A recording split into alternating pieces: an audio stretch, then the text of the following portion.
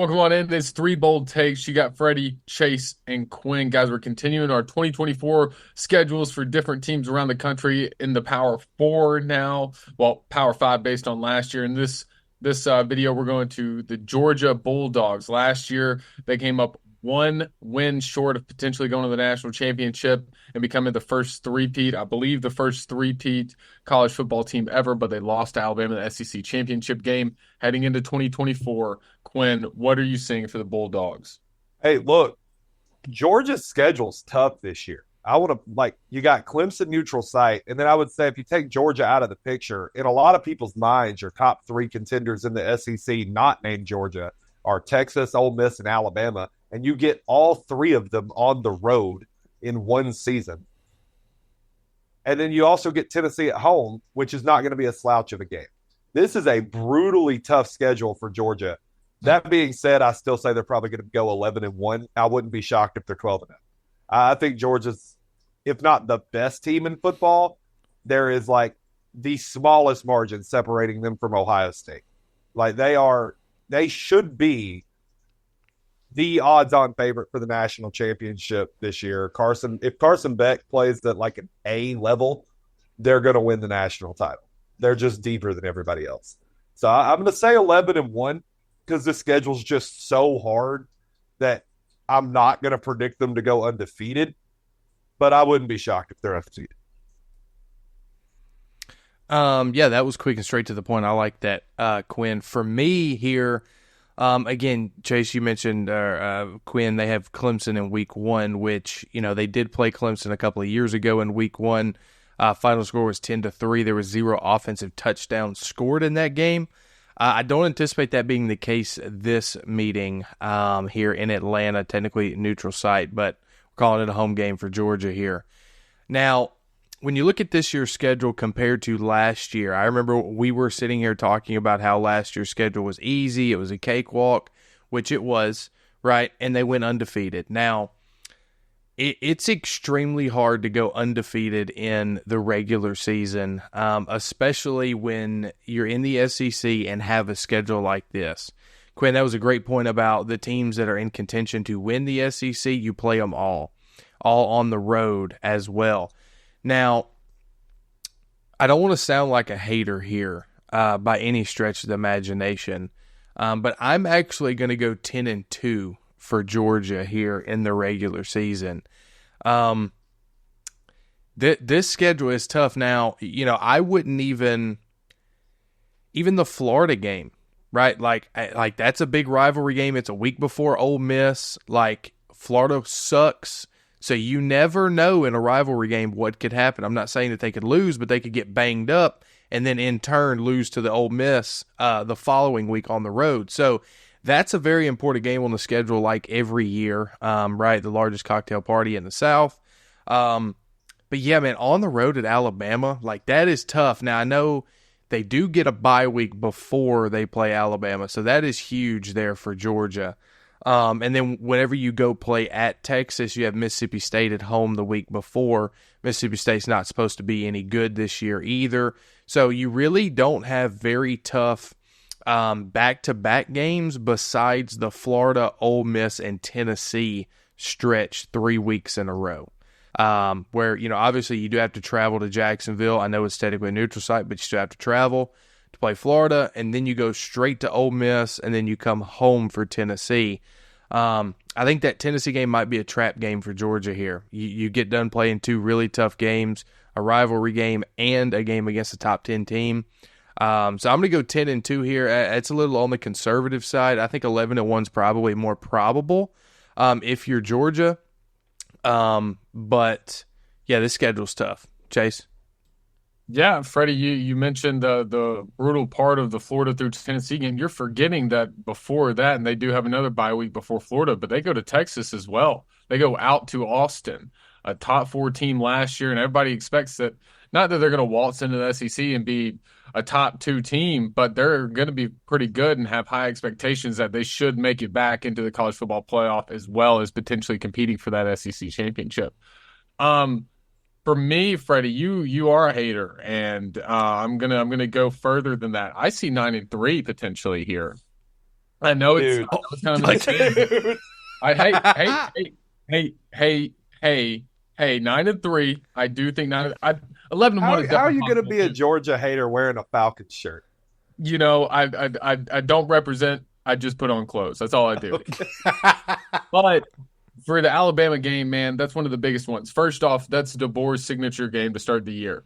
Like DeBoer needs to win that game for Alabama. It's a night game as well under the lights of Bryant Denny. You're in Tuscaloosa. It's going to be a very tough environment, very tough game. Alabama's going to want this game no matter what. So for me, that's the number one to circle right away, and that's in week 4 for you after you've already played Clemson and Kentucky. Like you don't have your you got Tennessee Tech, but you don't have your Georgia State in there. You don't have your like Trevecca or whatever. You don't have your small teams to start the season. You got 3 out of 4 really tough games to start. So Alabama, that fourth opponent, is not fun. Then the brutal part of the Texas through Tennessee as well. I'm circling the Texas game. You're going to be out in Austin playing against what I believe is probably the top 2 quarterbacks in college football currently in Carson Beck and Quinn Ewers battling it out.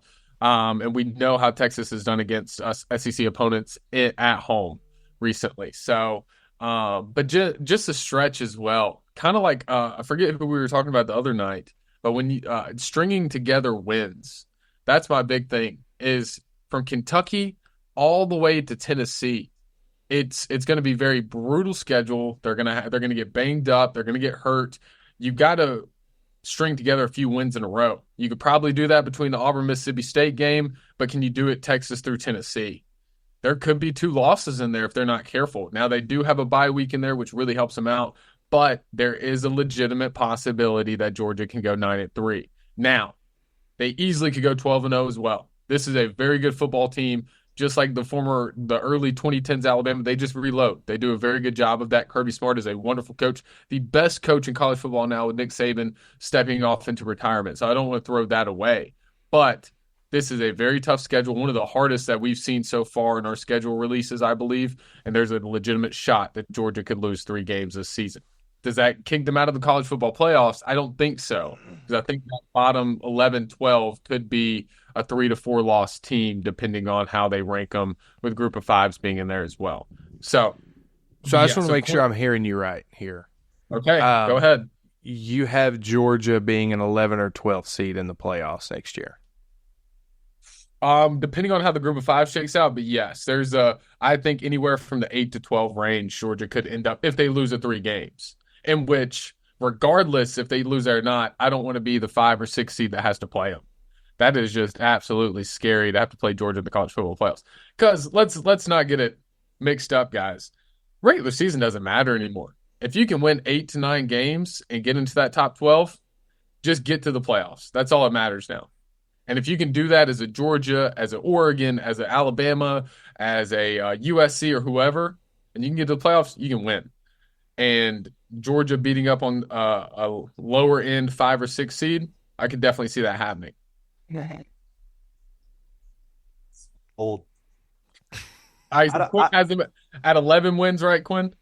Yeah, 11-1, 11-1. 100%. Like, Okay. Freddie's got him at 10, and I've got him at 9. I'm going to go really conservative here. Anything else? that's not conservative at all. That's very aggressive. We're talking about a team that hasn't lost more than 1 game since 2020 in a regular season. It's true. It's true. Well, guys, I think that's all we have for this schedule release. Georgia's 2024 schedule. Let us know what you guys think. How many wins can Georgia end up with this upcoming season, and some notable games that you guys think. For 3 bold takes, Freddie, Chase, and Quinn, guys, we're signing off.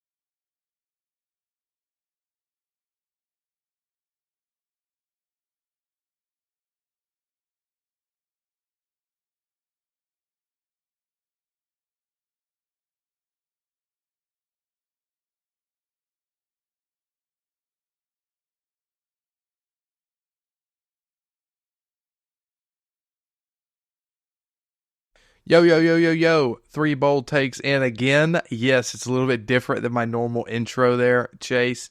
So sorry to scare you. But we are three bold takes, and we are currently in a series looking at schedules for a bunch of different college football teams, predicting them, what we think they will go. And in this video, we have the Duke Blue Devils. A lot of stuff happening at Duke. You remember last year, Mike Elko was there. They had a very good season. They were able to beat Clemson.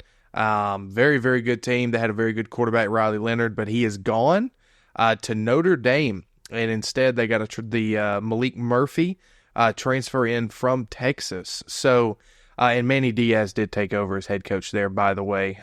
So, a lot of interesting things happening at Duke on the football landscape. I do want to call your attention, as you're seeing on the screen.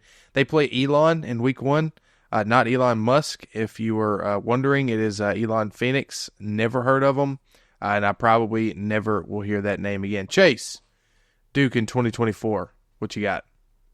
Yeah, so they had a pretty good season last year. It was a little more overhyped than it went because of Elko's coaching ability, and then as well the phenom Riley Leonard. If you talk about Duke Blue Devils in 2023, you're like, holy crap, they went undefeated. No, they went 8-5 with a win in a bowl game over Troy. Shout out Quinn. We were there in Birmingham, which was pretty awesome. But it sounded a lot better than it did. And then you have your two big pieces leave, and Elko to Texas A&M, Leonard to Notre Dame. For me, when I was making out this schedule, it was easier to count the wins than the losses. I've got Duke going 5-7 this season. I think it's going to be a tough year. I like Manny Diaz and what he does, but we haven't seen him as a head coach since Miami. He's been a great DC, but at the same point, at Miami, it wasn't a beautiful look, and Duke is not your powerhouse football team. You're not going to just absorb talent there. I think Malik Murphy is a good pickup, not great. He did show some struggles when he came in to play for Ewers last season, when Ewers went down with a shoulder injury. And you could definitely see some limits to his game. Used his feet a lot more. Honestly, kind of reminded me of like a first game Jalen Milroe when Jalen Milroe played against Texas A&M and Bill O'Brien's offense. Just looked very skittish, didn't have a lot to his game. Made some poor decisions. It was quick to get out of the pocket before making his progressions. Anyway, we're not breaking down a player, but this is a pretty tough schedule. I mean, you get Northwestern week 2, you get an easy one at UConn. You have one of your toughest games in the country going to Murfreesboro to play Middle Tennessee State. I don't know how in the world they're going to come out of that one with a win. But then as an ACC schedule, you have North Carolina, Florida State. You get your new rivals, SMU, Miami, NC State, Virginia Tech. I don't know how they get out of the schedule unscathed. I don't know how they make a bowl game with this schedule, honestly. You're going to probably start 2-2, 3-1 if they don't slip up in those first 4 games. Maybe even 4-0 if you can beat Northwestern, but after that, it's probably swiftly downhill. Very, very fast. Unless something just emerges out of Duke that we haven't seen. I'm going to go 5-7. Quinn? Well, I'll start with this. In non-con, I think you've got 3 gimmies that I think they take care of. Elon, Connecticut, and Middle Tennessee. Yeah. I think they take care of all 3 of those games. Now let's look at their 9 Power 4 games, right? The question is, for Duke this year, is Malik Murphy enough to pick you up 3 wins against Power 4 opponents? I think you can take care of Wake Forest. I think they can win that game. All right, so there's one. Then you look at the rest of the schedule, and that's where you start to go, ooh, I don't know about this. I do think early in the year when there's still a chance for momentum. So look at the Northwestern game, look at the North Carolina game, look at the Georgia Tech game. I think between those 3, there is a chance they win 1 of those 3 games. So that now gets you to 5 wins. So now it just becomes, can you upset somebody on the schedule? I think they can take SMU. That's the one other game I've got them winning. So I think it's one of the Northwestern, North Carolina, Georgia Tech run at the start of the year. And then I think you take Wake Forest at the very end of the year when you're 5-6 and you need that 1 win to get to a bowl game. And I think they get their one other win at home against SMU. SMU will be playing a power four schedule for the first time ever, and so I think they are exposable in that regard. So I'm going to be optimistic and go 6-6 for the Duke Blue Devils for 2024. Yeah, Quinn, I think we're right along the same lines there. I've got them going 6-6 as well. I think they definitely take a step back from last year. But this schedule, it is difficult for an ACC schedule. Drawing Northwestern as well in the non-con is not ideal. Preferably if you're somebody like Duke, you'd like to get somebody like Elon again, to get you a guaranteed win. So that's going to be a good test early in the year for Manny Diaz and Duke for sure. And Chase, he let us know that the game at Middle Tennessee is actually Middle Tennessee's homecoming. Take that for what it's worth. We'll see if that does anything for MTSU at all. I think playing at Georgia Tech, you got a chance to win that game. Like I think Georgia Tech's going to be a little bit better than last year. I think they've got something good building over there, but it's still Georgia Tech. It's still a middle of the road ACC team, same as Duke. So to me, like that game's a toss-up game. I think they can take SMU as well. I think they definitely lose to Miami and NC State. I'm pretty high on Virginia. I hope Virginia can be better this year, but as of what I'm seeing now, that's a toss-up game. And then I think they beat Wake Forest. So I think there's easily 6 wins. Well, not easily. I think there's almost a guaranteed 6 wins and no more. I think that might be where Duke falls in 2024. So that being said, guys, that has been the Duke Blue Devils and their schedule preview and prediction and giving our records for them in 2024. Leave us a like, share to your friends. We post these videos 3 or 4 a week. So stay tuned for more. We'll see you next time.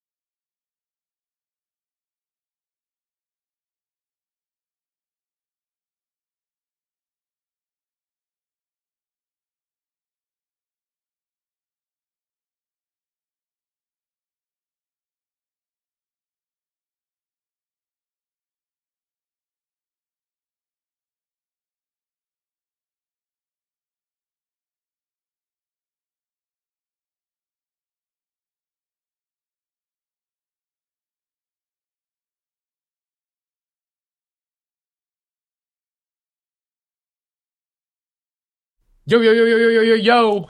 3 bold takes in the house. How you guys doing? It's Freddie, it's Chase, it's Quinn. Guys, we're doing a 2024 schedule prediction for different teams around the Power Four conferences in the country. And today we're landing on the Texas Tech Red Raiders, right? So, quick fun fact for Texas Tech before I let the guys go.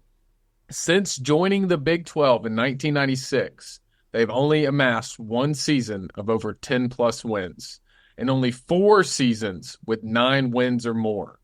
Just to keep that in the back of your mind before you give out your predictions. Quinn, we're going to go to you first, brother. What do you have for TTU this season? Look, man, I think this year could be very close to 2008 and the magic that they pulled off that year. You know, they got the big upset win over Texas, lost that game to Oklahoma, but then lost out on the tiebreaker, which gave Oklahoma the Big 12 title spot, and then they went on to lose the national title to Florida. But Texas Tech, man, the way this schedule lines up for them, very favorable. You don't get like a super serious like contender or even like fringe contender to win the Big 12 until what, Iowa State, which is well into the season. I mean, unless you feel high on Arizona, I don't consider Arizona to be like in the top half of the conference of contenders this year, not with a first year head coach. All right. So it lines up pretty well for them to start like 5-6-0. Based on the way things are falling for them, I think they're going to drop a game that you think they shouldn't. So whether that's Arizona or the Baylor game, I think they're going to drop one of those. But at the same time, with the Iowa State, Oklahoma State, and West Virginia games, which I think they would be slight underdogs in all of those, I think they're going to pick up a win in one of those. So I've got Texas Tech going 9-3 this year. I'm very high on them. I think the way the schedule lines up for them, I think a 9-3 season, get into a bowl game like maybe the Alamo Bowl or the Texas Bowl down in Houston. If you draw a team who's sitting a bunch of players, I think Texas Tech has a really good chance at hitting that 10-win mark again. But I'm going to say 9-3 for the Red Raiders. Quinn, I'm so glad that you said that because I've got them going 9-3 as well. I don't know if you guys remember, but last year I was a little bit high on Texas Tech, a little bit higher than most, and they went 7-6. Now, I think what attributed to that the most is when you look at their first 4 games last year, they went 1-3. Now, all 3 of their losses were one-score games. First one was at Wyoming. They lost in double overtime. The second one, they lost by 8 to Oregon.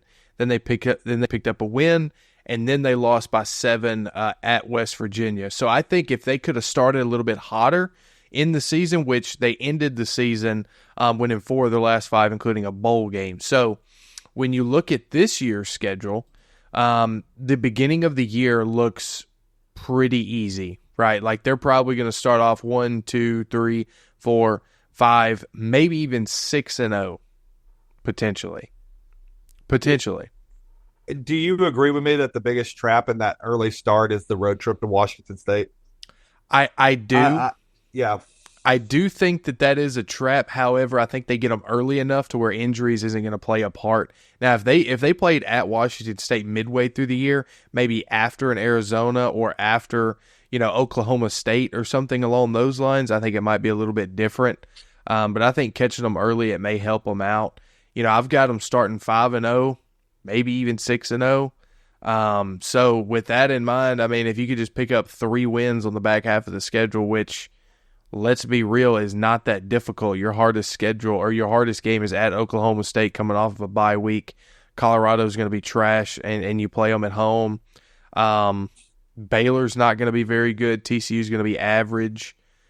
West Virginia's, I hope and I think, is going to be pretty good. I mean, they're going to be top third probably in the Big 12 next year. So that'll be a tough game to end the season. But yeah, man, 9-3 I think is very, very doable for Texas Tech with this schedule. I would not be surprised if it was 10-2 as well. Chase? Yeah, I pitched that fun fact because I thought we'd come down to earth here, but my goodness. So they haven't had that 9-win, the 10+ win season since Mike Leach, and like Quinn alluded to, that 2008 season was their lone 10-win season since they've joined the Big 12. So that was kind of eye-opening for me. But I think the biggest thing is when you think Texas Tech, I can't think anything but mediocre. They always find a way to slip up some games. They always find ways to win games that they shouldn't. It's really, really weird. And for me, I've got them at 7-5 for the regular season. That's excluding a bowl game. They can get to 8-5 at the end of it. I think this is fairly an easy Big 12 schedule. Like the guys mentioned, you miss Utah. You have some down opponents like Baylor and TCU who you could pick up wins on. And you don't really face a struggle team until you play Iowa State or Colorado, honestly. And then you have Oklahoma State and West Virginia to end the season. So it's a really favorable schedule, but Texas Tech always finds a way to slip up in meaningless games. And you see them last year, I think in the year before when they played Texas. I think they played them all the way down to the wire and had a chance to beat Texas. I think Oregon as well. Yeah, they lost to Oregon by 8 last year in week 2. And then I think they played Texas later on. No, they just lost to Texas. Don't look at that. Don't. Yeah, it was 57-7, I think. Yeah, no, you didn't have to say it out loud. My bad. It was the Oregon game then that I'm thinking of. But then also you beat Kansas last year. So Texas Tech is just so up and down. And I think they're a good team. And I think, again, like we've been talking with the Big 12, if you're a Big 12 team, this is the time now where you can really put your foot in the door and make yourself a true contender. And if Texas Tech can do what y'all are saying and put together some wins and really take a hold of this easy schedule, you could see them in the 12-team playoff. You legitimately could in the back half. In the back half, getting to that 9 or 10 win mark, they could be there potentially. And that's the thing you got to put. But I think Texas Tech is going to be Texas Tech, and they're going to lose a couple games that they shouldn't. I do count the Washington State as a loss already. I think going there is going to be a huge trap game in Pullman. I think they're gonna end up losing that game. It's just going to be Texas Tech. They'll probably beat Oklahoma State at the end of the year, something weird like that. But they'll lose like a meaningless game to TCU or Baylor as well. So. Hey, real quick, I just want to point out, I think it's crazy that they didn't reach 10 wins with Patrick Mahomes as their quarterback. Yeah. That's nuts. And Cliff Kingsbury. Yeah. Well, Cliff Kingsbury is a different story. He's average, but that's why they probably didn't reach 10 wins. And I mean, yeah, it's kind of to see where Mike Leach was let go, RIP Mike, but to see where he was let go and to see them slowly fall off. They've had some decent coaches. They had Tommy Tuberville, who was a acclaimed national championship winning coach at Auburn. You got Cliff Kingsbury, who had some talent at Texas Tech, and then but they've kind of slowly fallen off since. So, well, guys, there you have it. That's Texas Tech. That's their 2024 schedule prediction. We're doing multiple teams across Power 4 conferences. Make sure to stay tuned in. Check us out. If you like the content, let us know. Share it to your friends, your family, your grandma, your papa, whoever else you want to share it to. Maybe your dog on a nice weekend in the park or something. I don't know. But, guys, thank you so much for watching. It's been 3 Bold Takes. Freddie, Chase, and Quinn signing off.